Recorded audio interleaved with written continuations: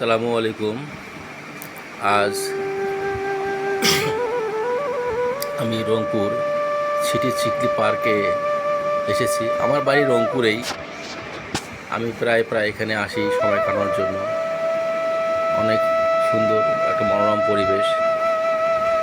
রংপুর শহরের প্রাণকেন্দ্রেই হনুমানতলা পাশেই।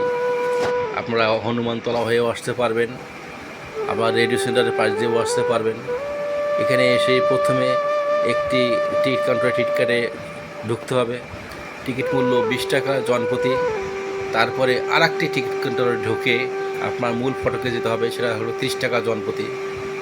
অনেকে বিব্রতকর অবস্থায় পড়েন যে আসলে দুবার টিকিট কাটবো কেন, এখানে দুটো গেট কেন। আসলে এখানে দুটি গেট হওয়ার কারণটি হচ্ছে, প্রথমে যে 20 টাকা করে টিকিট কাটবেন সেটা ছিল শরফুদ্দিন আহমেদ ঝন্টু। ইনি এই পার্কটি করার জন্য এই গোটা এরিয়াটা কিনেছিলেন।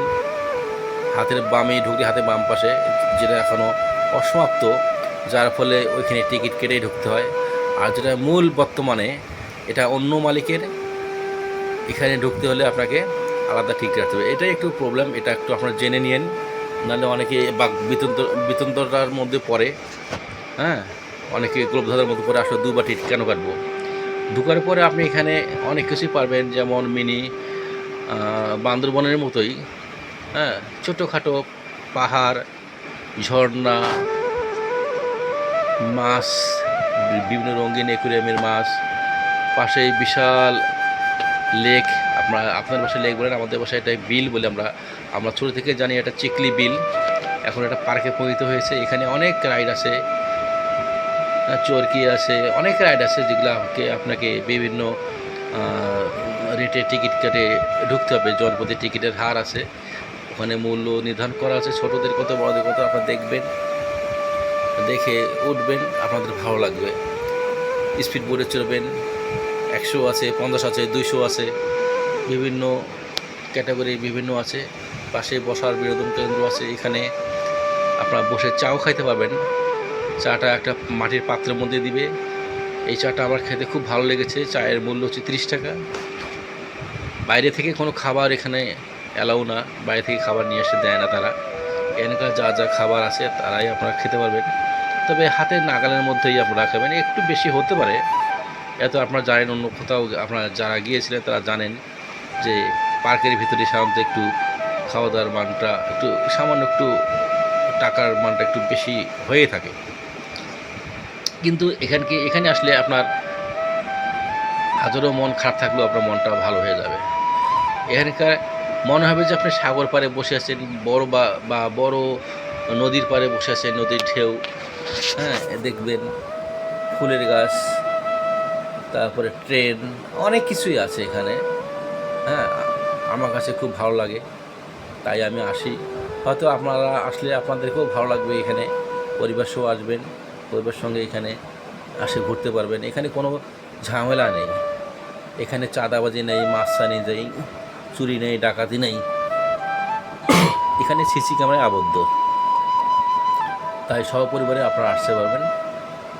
হ্যাঁ, আপনারা ছুটির দিন বাদ দিয়ে আপনার অন্য দিনে বিকেলবেলা আসলে আপনাদের ভালো লাগবে। তখন একটু ভিড় কম থাকে, আপনাদের ইচ্ছা মতো আপনারা ছবি তুলবেন, ভিডিও করবেন, আপনাদের আরও ভালো লাগবে। আর যদি অনেকে মনে করেন না আমরা অনেক গ্যাঞ্জামের মধ্যে যাব, অনেক লোকের মধ্যে যাবো, তাহলে আপনারা শুক্রবার ডেটটা বেছে নিতে পারেন। শুক্রবার, ঈদ পর্ব বা বিভিন্ন পর্ব। আমার এখানে খুব ভালো লাগে, তাই আমি আমার পুরা পরিবার বা ভাই বোন আত্মীয় স্বজন যারা আছে তাদেরকে নিয়ে আসার চেষ্টা করি। একবার ধরেন বছরে 2-3 বার হলেও আমি এখানে আসি। আমাদের রংপুরের মধ্যে এটি একটি সুন্দর একটা বিনোদন কেন্দ্র। তারপরে আছে ভিন্ন জগৎ। ভিন্ন জগৎ এখন পুরাতন হয়ে গেছে, এখন ভিন্ন জগতে লোকজন কম যায়, কিন্তু এখানে এখন বেশি লোকেই আসে।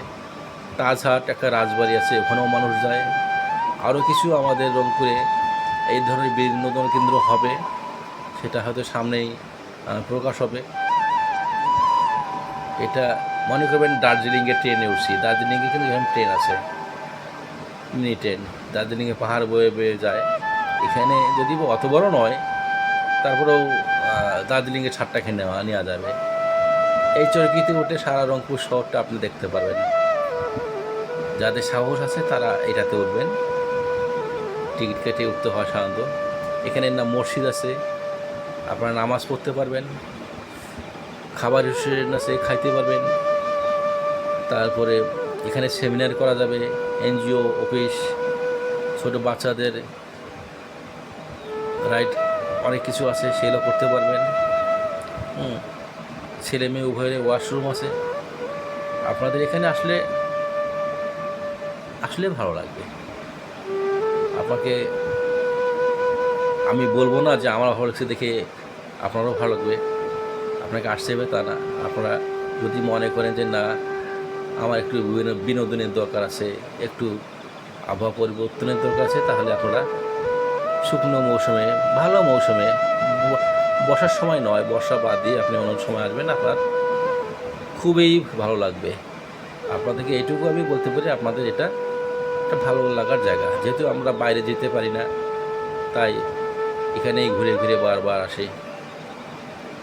কারণ চিটাগাং, সেন্ট মার্টিন, কক্সবাজার, কুয়াকাটা বিভিন্ন জায়গা আছে। এখানে যেতে হলে সময়ের ব্যাপার, অর্থের ব্যাপার, আর এখানে হাতের কাছে, তাই অল্প কুতেই চলে আসি আমরা। এখানে দূর দূর থেকে আসে, ঢাকা, চিটাগাং, বিভিন্ন জায়গা, যারা যারা জানতে পেরেছে তারা এখানে আসে। আমি দেখেছি বগুড়া, ঢাকা, নোয়াখালী, গাজীপুর, কুমিল্লা, এদিক থেকে কত লোক চলে আসছে। তা আশা করি সামনে আরও অনেক কিছু বাড়াচ্ছে এনারা, কর্তৃপক্ষ হয়তো আরও ভালো করবে, অনেক লোকজন এখানে সমাগম হবে এবং সুন্দর সুন্দর ভিউ দেখতে পারবেন। এই বলে আজকে শেষ করছি। আসসালামু আলাইকুম।